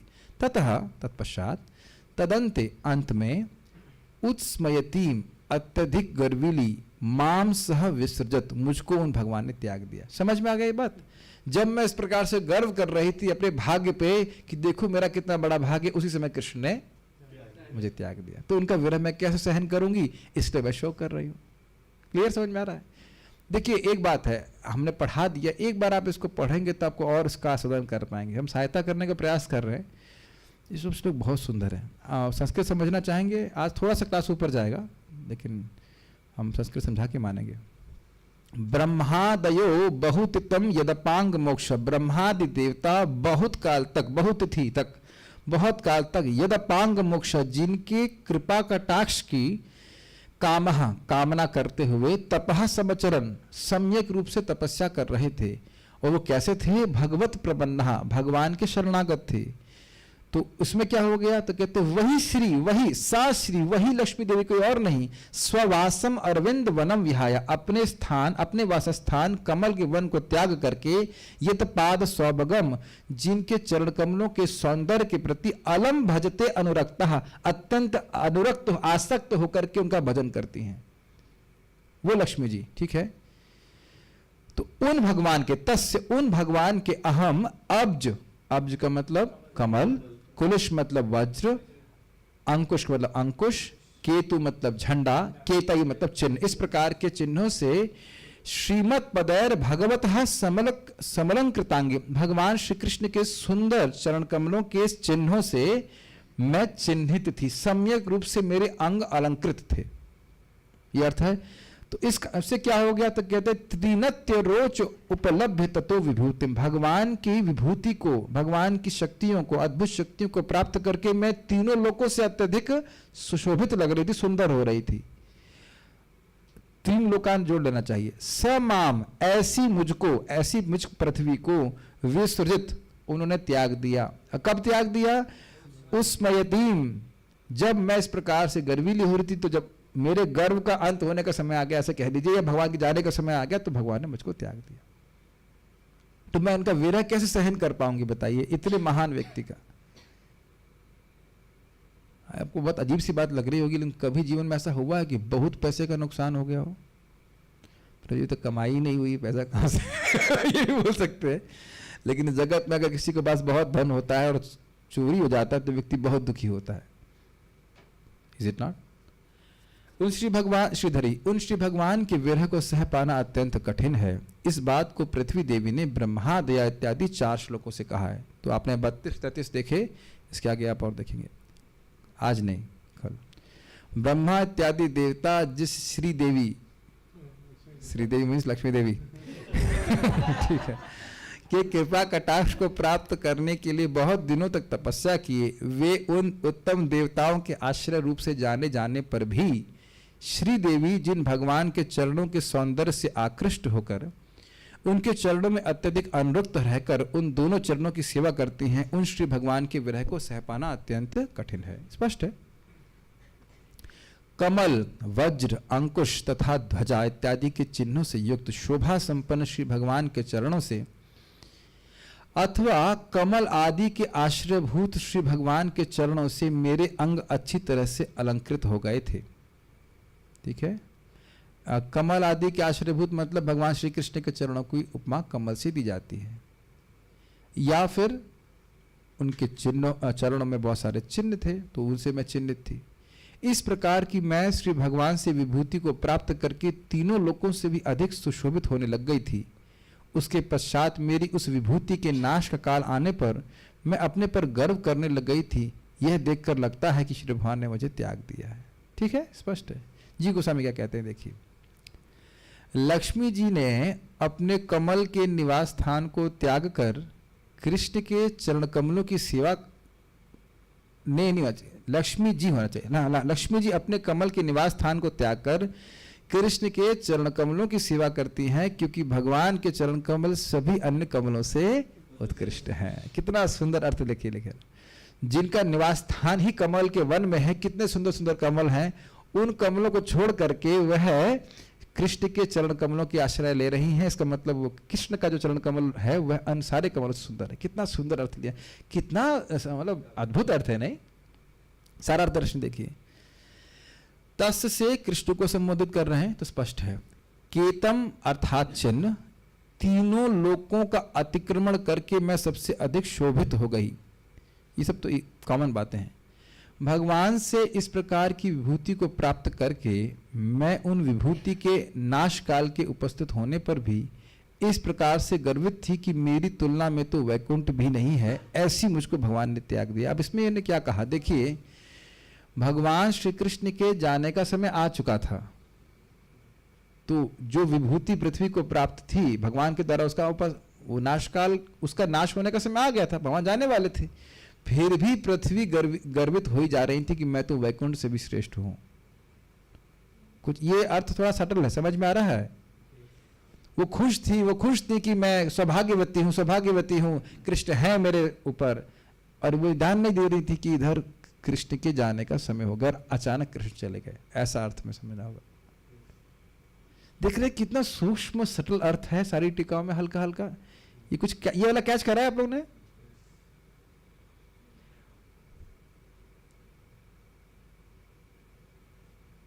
ऐसे तो हम उदाहरण ऐसा नहीं देना चाह रहे हैं, अजीब सा उदाहरण लगेगा, लेकिन मान लो किसी स्त्री की शादी हुई है और ऐसा सुना गया है ऐसा कि आर्मी के व्यक्ति से शादी हुई है, ठीक है, फॉर किसी जवान से शादी हुई है। ये बहुत एक केवल एक बात को एक पक्ष को समझाने के लिए बोल रहा हूँ। तुम बड़ी खुश है, हमारे पति बहुत अच्छे हैं, ये है, जो भी है सब कुछ बहुत अच्छा है। इतने में न्यूज़ आ गई कि पति की मृत्यु हो गई युद्ध स्थल पे। क्या ऐसा नहीं हुआ है? ऐसा बहुत बार हुआ है, इज इट नॉट? तो जब तक वह खुश हो रही थी कि हमारे पति बहुत अच्छे हैं, ये है, तब तक देखिए न्यूज़ आ गई कि पति ने शरीर छोड़ दिया। और तो भगवान शरीर नहीं छोड़े हैं, केवल बात समझाने के लिए बोल रहा हूं कि पृथ्वी मतलब हर्षित हुए जा रहे हैं कि हमारे पर कृष्ण हैं, कृष्ण हैं, कृष्ण हैं। इतने में कृष्ण का तिरोभाव का समय आ गया और कृष्ण चले गए, इसलिए वह शोक कर रही है। कुछ समझ पा रहे हैं इस प्रकार से जी? कृष्ण के चरण चिन्हों को यहाँ पे दिखाया जा रहा है। कौन कौन से चिन्हों को आपने यहाँ पे देखा, मतलब सुना? कमल, कमल दिखाई पड़ रहा है आप लोगों को, वेरी गुड। अंकुश दिख रहा है। अगर आप अपने सामने से देख रहे हैं तो भगवान के लेफ्ट पांव में है कि राइट पांव में है कमल? आपकी तरफ से लेफ्ट में, गुड। और अंकुश लेफ्ट के ऊपरी भाग में, और अंकुश कहाँ है? उसी के साइड में, इज इट नॉट? बहुत हल्का सा है, वाइट दिखाया जा रहा है अंकुश। झंडा दिख रहा है, वेरी गुड, रेडिश झंडा। और क्या था? छत्र नहीं, छत्र तो नहीं हमारा, छत्र दिख रहा है लेकिन छत्र की वर्णन नहीं हो रहा है। 3 थे ना, कमल, ध्वज और वज्र, ठीक है 3। भक्त लोग इस प्रकार से भगवान के चरण चिन्हों पे ध्यान करते हैं, तो हमने जानबूझ के रख दिया कि आप लोग थोड़ा सा देख सकें इसको। तो केवल लेफ्ट पांव का रखा है वर्णन, बाकी का तो नहीं कर रहे अभी। पाल प्रबोधिनी बहुत सुंदर है, आप देखिएगा। ऐसी विभूति आपको कैसे प्राप्त हो गई? यदि यह अपेक्षा हो। ये थोड़ा सा लिंक थोड़ा जंप हो गया, 32 को जंप करके 32 में कुछ विशेष नहीं बोला, 32 में जंप करके 33 पे आ गए। 33 पे क्या बोल रहे हैं जरा देखिए। ऐसी विभूति आपको कैसे प्राप्त हो गई यदि यह अपेक्षा हो, व्यक्ति प्रश्न करे तो कहती हैं कि भगवान के चरण के संबंध से ही ऐसा हो गया। देखिए कितनी सुंदर बात है, इज इट नॉट? केवल भगवान अपने चरण पृथ्वी पे रखे हैं तो पृथ्वी को सारी संपत्ति प्राप्त हो गई। और आप जानते हो जब आप नाम उच्चारण करते हो तो भगवान के चरण कहाँ रहते हैं? हमारी जीभ के। एक बार लाया जाए भगवान को, हरे कृष्णा कृष्णा कृष्णा हरे हरे, हरे राम राम राम हरे हरे। तो आप बताइए आप सौभाग्यशाली क्यों नहीं हो जाएंगे? और ये ऐसा है जिसको आप मृत्यु के अंत समय तक बोल सकते हैं। देखो लिंक करने वाली बात है आपको। श्री भगवान के शोभा संपन्न चरणों के चिन्हों से सम्यक रूप से पृथ्वी के अंग अलंकृत हो गए थे। ये समझ में आया? अच्छे से एक अंग पे। आप देखिए जरा, भगवान के चरणों की शोभा का वर्णन करते हुए कहते हैं कि जो चरण कमल आदि चिन्हों के आश्रय है, मतलब उनके चरणों में विभिन्न सुंदर चिन्ह हैं, सौभाग्य के सूचक। आप लोग, हम सब लोग बाद में जाके टेस्ट कर लीजिएगा कि आपके हमारे चरणों में कुछ चिन्ह है कि नहीं। क्या है? मैल हो सकता है, हाँ मैल हो सकता है, या फिर लकीरें हो सकती है जिसको हम कुछ समझ नहीं सकते। प्रभु जी ने चेक किया, क्या फटे हुए भी है हमारे। ठीक है, तो साधु का पांव फटा हो तो ही ठीक है ना, है कि नहीं? मतलब रफ एंड टफ साधु।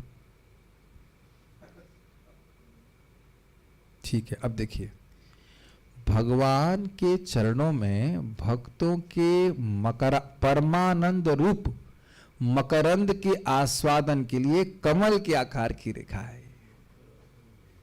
अब एक एक जो 3 चिन्ह बताए गए हैं उनके क्यों हैं उसका वर्णन कर रहे हैं कि कमल है, इसे समझ में आता है, कमल से सुंदर सुगंध आती है, रस उसके रस को मधु, उसको क्या कहते हैं, मधुकर बोलते हैं ना, मधुकर भवरा ग्रहण करता है। ऐसे ही भगवान के चरण कमलों से भक्तों को विशेष सुख मिलता है, तो इसलिए वह सूचित होता है कमल के पुष्प से। उसके आस्वादन भी, उसका आस्वादन होना चाहिए, उसका आस्वादन भी पापियों के लिए दुर्लभ है। इसलिए पापों के पर्वत को विदीर्ण करने के लिए वहां वज्राकार रेखा है। जैसे वज्र, इंद्र का वज्र बड़े बड़े पर्वतों को काट देता। आपको पता है बात, पहले पर्वत उड़ते थे और कहीं भी बैठ जाते थे फॉर दैट मैटर, तो उससे बड़ी दिक्कत होती थी स्वभाव लोगों को, स्वाभाविक सी बात है। तो इंद्र को बोला गया था, तो इंद्र ने अपने वज्र से पर्वतों में प्रहार करके उनके पंख काट दिए। तो वज्र बड़ा शक्तिशाली है। तो भगवान का जो वज्र है वह पाप राशि को ध्वस्त कर देता है, ताकि व्यक्ति भगवान के चरण कमल के आस्वादन करने को में समर्थ हो जाए। इसलिए वज्र का आकार की रेखा है। कितना सुंदर है। तथापि मन रूपी हाथी के स्वाभाविक चंचलता और दुर्दम्यता के कारण उसको वश में किए बिना चरण के मकरंद का आस्वादन दुर्लभ ही है। इसलिए उसको वश में करने के लिए अंकुश के आकार की रेखा है। ये समझ में आए? अंकुश समझ रहे हैं? हाथी होता है तो जानते हाथी कंट्रोल करना बहुत मुश्किल है, लेकिन हाथी के ऊपर जो महावत अंकुश रख के रहता है वह हाथी को कंट्रोल कर लेता है। तो मन अगर भाग रहा है इधर से उधर, तो भगवान की कथा में, नाम में कैसे आपको आनंद मिलेगा? तो भगवान का जो अंकुश रूपी, जो चरणों में अंकुश रूपी चिन्ह है, वह हमारे मन रूपी हाथी को की चंचलता को रोकता है। और दुर्दम्यता मतलब उसको दमन करना मुश्किल होता है मन को, तो उसको दमन कर देगा। कुछ समझ पा रहे हैं? इसको कभी पढ़ना मत टीका को। क्या सेवा कर रहे हैं? अरे भागवत पढ़ो, यही सबसे बड़ी सेवा है। और रोज नहीं देखो भाई, ऐसे तो हम कभी पढ़ते नहीं हैं। एक बार यहाँ पढ़ा दिया जाता है, तब से कम 10-5 मिनट तो बनती है कि इतना पढ़ना चाहिए, है कि नहीं? क्या आप लोगों को अच्छा नहीं लग रहा है? कितना कितना सुंदर अर्थ लिया जा रहा है। Is it not wondrous? Actually wondrous, for me it is wondrous. तथापि 3 प्रकार के तापों के कारण आस्वादन संभव नहीं है। मन निमित्त हो भी गया, लेकिन अब गर्मी है, सर्दी है, ये आदि भौतिक आध्यात्मिक कष्ट सब जो भी है, इसलिए उसके निवारण के लिए ध्वजा के आकार की रेखा है। इस प्रकार से पृथ्वी कर्म करती है। कितना सुंदर अर्थ लिया गया कि भक्तों के तीनों तापों को नाश हो जाए। तापत्रय उन्मूलनम, देखिए कितना आस्वादन किया है। और हम तो, मैं इसमें सोच रहा था कि अब बाकी का क्या वो है करेंगे। और ये देखिए, ये अपने मन से नहीं कह रहे हैं, ये स्टैंडर्ड डेफिनेशंस हैं कि भगवान के किस चरणों में जो चिन्ह है, उस चिन्ह पे ध्यान करने से क्या प्रभाव होता है। ये मैं बहुत पहले पढ़ा था। अब आप में से किसी होगा, नेट पे अवेलेबल भी होगा, आप पढ़ सकते हैं उसको। बहुत पहले हम उसको पढ़े थे कि भगवान के चरणों में जो चिन्ह है उस पर ध्यान करने से क्या क्या लाभ होता है। तात्पर्य, संसार का सौंदर्य तथा ऐश्वर्य भगवान की कृपा से ही बढ़ सकता है, किसी मानवकृत योजना से नहीं।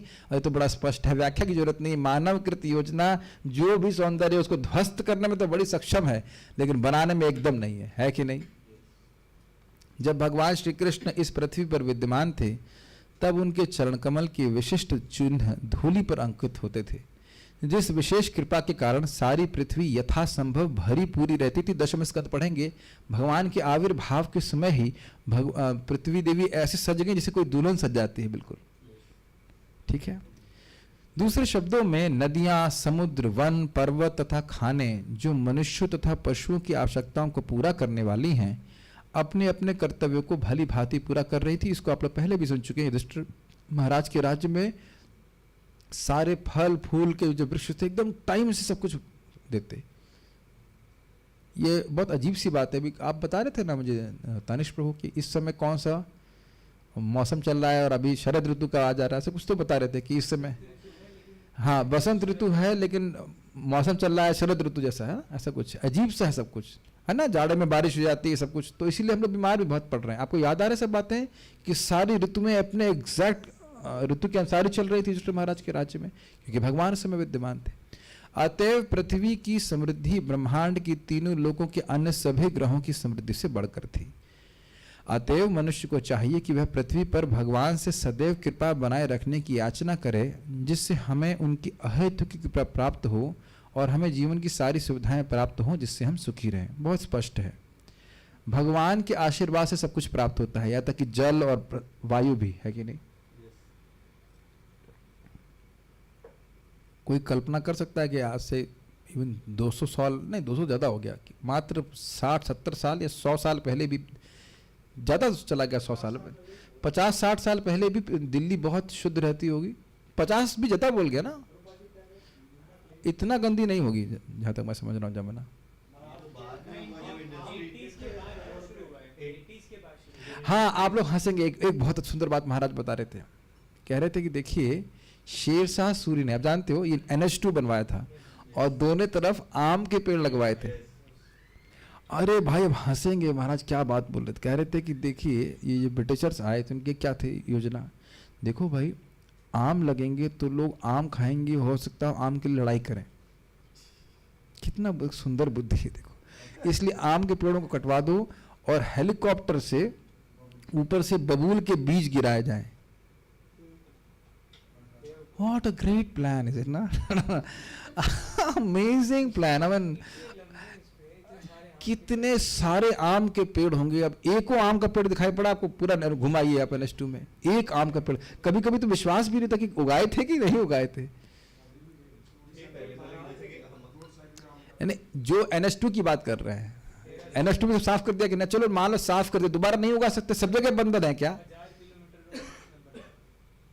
तो लोगों को छाया मिले, सब गायब, सब खत्म है कि नहीं? ये सब बुद्धि है इंसान की। चलिए हम उधर क्या व्याख्या करें, लेकिन बात आ रही तो मुझे याद आ गया इस पे। कोई यह प्रश्न कर सकता है कि जब पृथ्वी पर अपना कार्य पूर्ण हो जाने पर भगवान पृथ्वी छोड़कर अपने धाम चले जाते हैं, तो फिर हम उन्हें किस तरह रोक सकते हैं? इसका उत्तर यह होगा, बहुत ध्यान से सुनिए, बहुत सुंदर बात बोल रहे हैं। इसका उत्तर यह होगा कि भगवान को रोकने की कोई आवश्यकता नहीं रहती। भगवान सर्वव्यापी होने के कारण हमारे बीच उपस्थित हो सकते हैं यदि हम उन्हें चाहते हैं। यदि हम श्रवण, कीर्तन, स्मरण इत्यादि द्वारा उनकी भक्ति में अनुरक्त रहें तो वे सदैव हमारे साथ रह सकते हैं, क्योंकि वे सर्वव्यापी हैं। देखिए मैं इस बात को कई बार कहा हूं और फिर से कह रहा हूं, जो लोग भी अपने घर से करना चाहें से कर सकते हैं। आप में से ब्राह्मण दीक्षा प्राप्त होने के बाद भी किसी को अधिकार नहीं मिलेगा मोस्ट प्रोबेबली कि आप कृष्ण बलराम की आरती कर सकें। यस और नो? यस। माता जी लोगों को तो ऑल्टर बजा नहीं दिया जाता। और ठाकुर जी भगवान इंटरनेट के माध्यम से आपके पास जूम या जैसे भी हम लोग दिखाते हैं रोज आते हैं, तो क्या आप एक दीप भी अर्पित नहीं कर सकते हैं? करते ही हैं बहुत लोग, लेकिन एक नियम बना के करना चाहिए। कितना बड़ा सौभाग्य है। आप भूल गए हैं शायद, नारद जी के सामने भगवान दिख नहीं रहे थे, भगवान ने अपने को तिरोहित कर लिया था, याद आ रहा है? और केवल आवाज आ रही थी, जिस दिशा से आवाज आ रही थी उस दिशा में नारद जी प्रणाम कर रहे हैं। भूल गए सब बात? आगे आप सुनेंगे देवता लोग भगवान के पास जाएंगे, भगवान को देख नहीं रहे हैं, लेकिन जिस दिशा से भगवान की आवाज आ रही उधर प्रणाम कर रहे हैं। मैं इससे पहले आगे जाऊं, परम पूज्य राधानाथ महाराज इतनी सुंदर बात बोले, faith is not something, is not what you feel, what motivates you to act. क्या सुंदर बात है। ऐसा नहीं कि आपको सुनने में क्या अच्छा लग गया है, नहीं, अगर वाकई श्रद्धा है तो व्यक्ति को प्रेरणा मिलेगी उस प्रकार से कार्य करने के लिए, है कि नहीं? हमको अच्छा लग रहा है, भगवान ने बोला कि पत्रम पुष्पम फलम, तो श्रद्धा है तो आप भगवान को भोग लगाएंगे। तो यही प्रपाद यहाँ पे कह रहे हैं कि श्रवण, कीर्तन, स्मरण इत्यादि के द्वारा अपनी उनकी भक्ति में अनुरक्त रहें तो हमारे साथ रह सकते हैं। जैसे अब यहाँ से भी कोई व्यक्ति घर जाएगा, मान लीजिए पैदल जा रहा है, गाड़ी पे तो अलग बात है, पैदल जा रहा है तो क्या वो जाप नहीं कर सकता है? मान लो माला से नहीं कर रहे तो क्या गा नहीं सकते हैं? अपने जीवन में जो भी हमारा बाकी खाली समय बच रहा है 16 माला के अलावा, क्या हम अधिक भगवान का संपर्क प्राप्त नहीं कर सकते? ये हमारे ऊपर चॉइस है, अप टू अस, है कि नहीं? सेवोन्मुखे ही जीवदौ स्वयं विस्फुरतधा। बहुत अच्छी बात है। संसार की कोई ऐसी वस्तु नहीं जिससे भगवान जुड़े हुए ना हो। हमें चाहिए कि हमें जुड़ने के इस जुड़ने के संबंध को ढूंढ निकालें और अपराध रहित सेवा द्वारा उनसे जुड़ जाएं। हम उनके दिव्य शब्द उच्चारण द्वारा उनसे जुड़ सकते हैं। जैसे इस समय हम लोग जुड़े हुए हैं, भागवत सुन रहे हैं, भगवान का पवित्र नाम तथा स्वयं भगवान एक ही हैं, और जो कोई निरपराध भाव से भगवान के पवित्र नाम का कीर्तन करता है उसे तुरंत अनुभूति होती है कि भगवान उसके समक्ष उपस्थित हैं। अब ये बात हमको बार बार क्यों सुननी है? क्योंकि हम बार बार भूल रहे हैं इस बात को। या तो शायद विश्वास भी नहीं है कि इतना इजी है. Shake hands with me. Is that easy? इसलिए मैंने भी शुभजीत प्रभु से हैंड शेक किया. Can it be that easy? क्या ये इतना आसान हो सकता है कि हरे कृष्णा कृष्णा कृष्णा हरे हरे, हरे राम राम राम हरे हरे. और शुभजीत प्रभु मान लो सो रहे हो और मैं रात में आऊँ, Shubhajit can you have hands with me? Prabhu ji मैं तो घर छोड़ के आया, मुझे इतना परेशान करोगे, यही बोलेंगे ना. रात में सोते समय तो कम ऑन, रात में तो डिस्टर्ब नहीं करो. Is it not? बट आप रात में दिन में कभी भी नामोच्चारण कर सकते हैं. अभी ऐसा हुआ, देखिए वासुदेव प्रभु स्नान कर चुके थे और मुझे स्नान करने जाना था. तो मैंने बोला अभी नाक में कुछ प्रॉब्लम हो रही है, तो मुझे स्पर्श करने जा रहे थे. लेकिन मुझे स्पर्श मत कीजिए, अभी मैं स्नान नहीं किया हूँ. But I could still chant Hare Krishna Krishna Krishna Hare Hare, Hare Ram Ram Ram Hare Hare. है ना इंटरेस्टिंग बात? है ना? हम जब अपवित्र है, दूसरा व्यक्ति भक्त स्नान करके हमको नहीं छू सकता है ना. हरे कृष्ण मंत्र आप कभी भी छू सकते हैं. सोचने वाली बात है. यहां तक कि रेडियो ध्वनि के स्पंदन से हम ध्वनि की आंशिक अनुभूति प्राप्त कर सकते हैं और दिव्यता की ध्वनि को फिर से उच्चारित करके हम निश्चय ही भगवान की उपस्थिति का अनुभव कर सकते हैं. लेकिन हमने इसमें we have to put our hearts into that service. मैं आज इस पे बहुत सिंपल बात प्रभुपाद कहते हैं, इस बात प्रभुपाद जी कहते हैं इसको, कि केवल भगवान के बारे में सुनने के द्वारा हम उनकी सेवा कर सकते हैं. Can you pick it up? सुनना ये सेवा है, ये समझ में आ रहा है? कीर्तन करना ये सेवा है, ये समझ में आ रहा है? और अगर ऐसे नहीं समझ में आ रहा तो ऐसा समझने का प्रयास कीजिए कि सेवा का उद्देश्य क्या है. सुखी करना, सिंपल सी बात. तो जब आप भगवान के बारे में सुन रहे हैं तो भगवान उससे सुखी हो जाते हैं, खुश हो जाते हैं. भगवान का स्मरण करते हैं तो भगवान सुखी हो जाते हैं. मैं फिर वही बात बोलूंगा, शायद मैं कल भी बोल रहा था, कि जितना हम शुद्ध हो जाएंगे उतना हम ये अनुभव करेंगे कि हमारे जीवन में केवल एक ही कार्य है, प्रेम स्वीकार करना और प्रेम देना. भगवान से शुद्ध कोई है? क्लियर समझ में आ गया ये भगवान में गुण है कि नहीं? भगवान आपका प्रेम चाहते हैं. क्या प्रमाण है? मन मना. सिंपल. मन मना भवमद भक्तो मदयाज इमाम नमस्करो. यानी अपने प्रेम को तुम मुझे समर्पित करो. ये कृष्ण हमसे चाहते. सीधी सीधी बात है, कोई लेफ्ट राइट नहीं. और ऐसा करने से कृष्ण सुखी हो जाते. कितना इजी है ना? कोई बड़ा कार्य नहीं करना, केवल सुनने मात्र से सेवा हो जाती है. बोलने मात्र से, हरि नाम बोल रहे हैं, भागवत बोल रहे हैं, कुछ भी आप प्रार्थना बोल रहे हैं, भगवान की सेवा हो जाती है. कोई बहुत बड़ा कार्य नहीं करना है. ये पॉइंट हमारे जीवन से लूज हो सकता है. फॉरगेट कि हम क्या करने के लिए आए कृष्ण भावना में. This is very interesting. और जब हम इस प्रकार से सेवोन्मुख होते हैं कि मैं कृष्ण को सुखी करूं इस सेवा के द्वारा, तो कृष्ण अपने आप को प्रकट कर देते हैं. इस युग में जबकि प्रत्येक वस्तु कली के कलमश से दूषित है, शास्त्रों का आदेश है तथा भगवान चैतन्य महाप्रभु ने भी यही उपदेश दिया है कि भगवान के पवित्र नाम के कीर्तन से हम तत्काल कलमश से रहित हो सकते हैं. अयम हि कृत निर्वेशो जन्म कोटि हंसामपि यद व्याजहार विवशः नाम स्वस्तेन भरे. इस श्लोक को तो याद रखना चाहिए सब लोगों को. अयम ही, निश्चित ही इस अजामिल ने करोड़ों करोड़ों जन्मों के पापों को का प्रायश्चित कर लिया. कब कर लिया भाई? यद व्याज हार विवशा. योजना बना के नहीं, विवशता में, अनजान में, अपने मजबूरी में. क्या बोला उसने? नाम स्वस्तयनम हरे. स्वस्ति के अयन, मंगलता के अयन, भगवान हरि का नाम उच्चारण किया. इसीलिए प्रभात कह रहे तत्काल रहित हो सकते हैं कलमश से और क्रमशः दिव्य पद तक ऊपर उठकर भगवत धाम वापस जा सकते हैं, जो कि उद्देश्य है जीवन का. भगवान नाम का निरपराध रूप से कीर्तन करने वाला भक्त व्हाट एन अमेजिंग स्टेटमेंट. सुनिए, सब लोग हैं यहीं पे? ठीक है. भगवान नाम का निरपराध रूप से कीर्तन करने वाला भक्त साक्षात भगवान के समान शुभ होता है. What an amazing statement. और आप विचार कीजिए, कभी कभी आप लोग बोलोगे या सोचोगे कि अपराध युक्त जब करना कठिन है, लेकिन एक एक बात पे विचार करें तो आप देखेंगे कि अगर अपराध नहीं करेंगे तो जबरदस्ती अपराध नहीं होता है. जैसे उंगली को पानी में डुबो करके बिजली के सॉकेट में नहीं डालेंगे तो करंट नहीं लगेगा. काफी प्रयास करना पड़ेगा ऐसे करने के लिए ना. वैष्णवों की निंदा नहीं करेंगे तो निंदा नहीं होगी, है कि नहीं? करने से होगी कि नहीं करने से हो जाएगी? सिंपल सी बात है ना, थोड़ा सचेत होना पड़ेगा। दूसरा अपराध क्या है? भगवान के नाम को, ये तो खैर आप लोग नहीं करते हैं, भगवान के नाम को अन्य देवताओं से तुलना करना, ये तो चलो नहीं करते हैं, तो सिद्धांत सुनकर नहीं करते हैं। गुरु की अवज्ञा करना, गुरु को साधारण मनुष्य नहीं मानना, तो ये सब नहीं करना चाहिए सुन करके। तो सिंपल सी बात है, गुरु जी ने बोला सोना माला जप करने के लिए, कर लेना चाहिए, कठिनाई तो है नहीं इसमें। चौथा क्या है? वैदिक शास्त्रों की निंदा करना, तो सुनिए श्रीमद् भागवतम, सहज श्रद्धा हो जाएगी। पांचवा क्या है? इसे सामान्य नहीं, इसकी महिमा को बहुत अधिक सोचना। अरे महिमा पूरा वर्णन नहीं कर सकता है का, तो उसको वर्णन क्या कहते हैं, अधिक क्या बोलेंगे?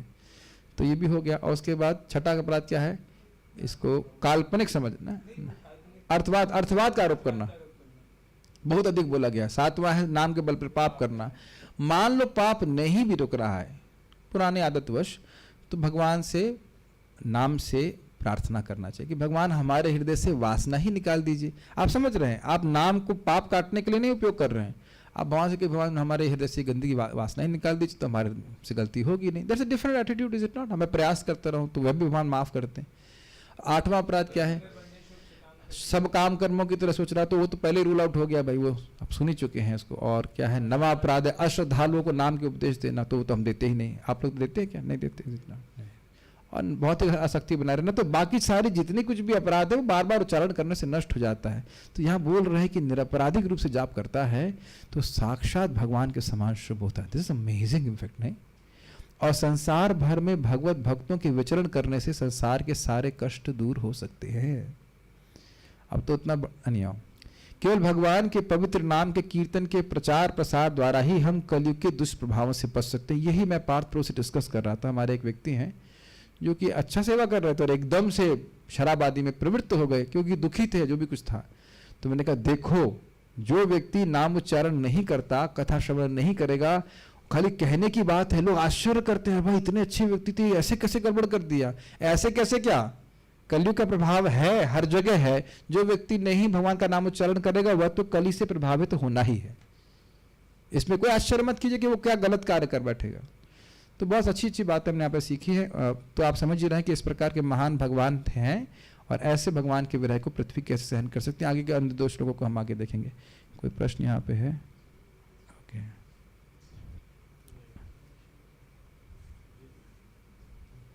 Okay, so we shall stop here. Shrimad Bhagavatam की जय, श्रील प्रभुपाद की जय, ताई गौर प्रेमानंदे।